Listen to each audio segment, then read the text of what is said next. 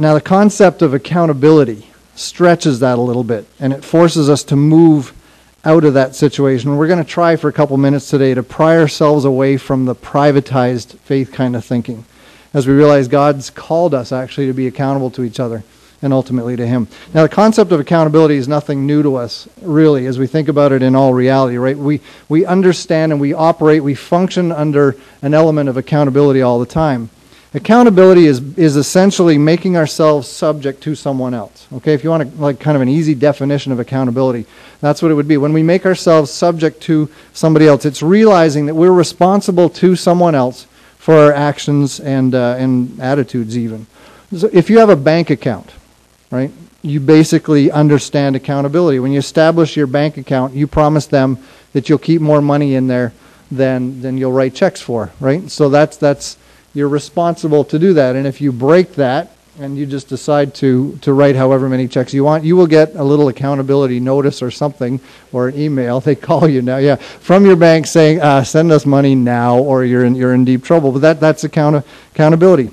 You understand how it works. Now, you wouldn't think of calling your bank and going, it is none of your business what I put in my bank account, so just get off the phone and don't call me anymore. If I want to write out checks, I'll write it. We wouldn't think of doing that because we understand the premise of accountability. If you're in school, you understand the whole process of accountability, right? You're going to be given a certain amount of work to do. You have certain assignments that are due that you're responsible for. And you will eventually, in most classes, be tested somewhere along the way to find out how much it is you know. Now, none of us, we would probably all like to do this if we're in school, but none of us would actually stand up in class, except maybe Carrie in grade 3. But probably none of us would stand up in class and say to the teacher, it's absolutely none of your business what I know and don't know. So just don't hand me this test. We wouldn't do that because we understand that we're accountable to the teacher for how much we know. If you have a job, you understand accountability. You have assignments that are due that you're responsible for. If you don't get them done, you're going to get a friendly reminder, I'm sure, from the boss somewhere along the way that you didn't do those. So you're responsible to a boss or a board of directors or something, but somewhere along the way everyone's responsible. If you're married, you understand accountability, right? Because hopefully anyone involved in a marriage relationship recognizes that we're accountable to each other as a husband and wife. Accountability is not a new concept. I mean, drive around any of these, the running room.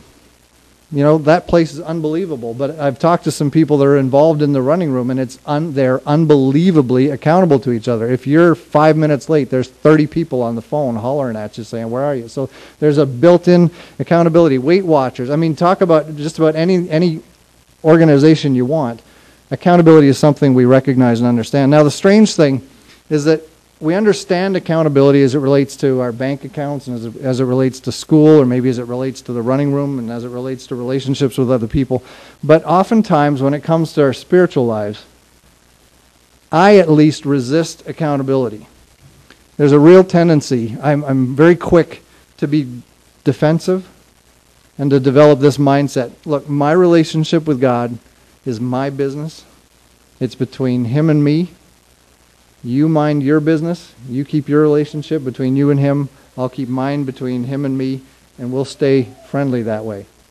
That's my honest tendency. But in reality, nothing could be much further from the truth. And there's a realm of accountability that enters into our spiritual lives where we are accountable to each other. Actually, God has given us each other for each other's benefit. He was very strategic in who He placed us around. Accountability is essential toward maturity. Here's a definition of spiritual accountability, and see if this makes you nervous at all. Spiritual accountability would be inviting an individual or a group to question you in one or more areas of your life and committing yourself to total honesty with that group or individual. Anybody comfortable with that? Yeah, let me read it again in case you are.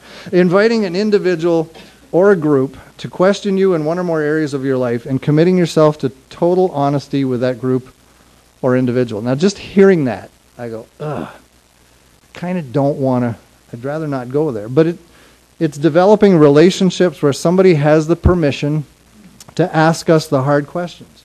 Other people have been given the right and even the responsibility and the invitation to talk to us about some stuff in our lives, specific areas in our lives. It's about having relationships with other people who are committed to keeping us from drifting in our relationship with God.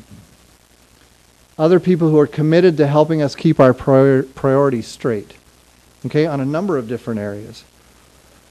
It's it's kind of critical that we point out this isn't just for people who are weak, right? You think, well, that sounds like something that a weak person would have to do. I don't know if you've ever read the story of Billy Graham, but I would not consider him a weak believer. But he will be the first one to tell you that he and George Beverly Shea and Cliff Barrows, and then there's a fourth guy, there's four of them, that made this decision before their ministry took off, that they would hold each other accountable. And so they made that commitment to each other, and each one of them in their autobiographies now, if you read them, will say that's the one thing that has kept them in track over the years. And probably the one thing that has kept that ministry from going in the direction that many have over the years.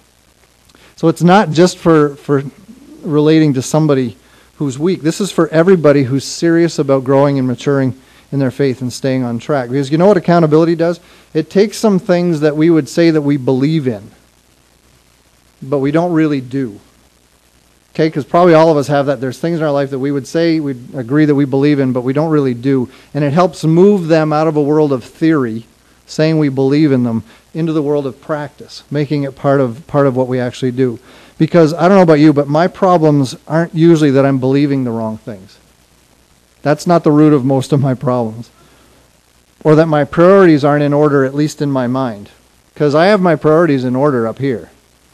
And I have, a fair number of things I believe. But I have trouble moving things from theory, knowing the things I ought to do. I have trouble moving them into the habits of what I practice. Accountability helps us move things from thinking about doing them to actually doing something about them and practicing them. God has given us each other for each other's benefits. Okay, so what are some areas in our lives where this becomes important? Think of an area in your life where you already know you're struggling with it. Okay, I have no idea what it might be. But probably all of us can, within a matter of seconds, think of a particular area in our life where we're struggling. An area where we're tempted. Or we're already walking a dangerous line. That's the cry of our hearts, Lord. We want to be just like you.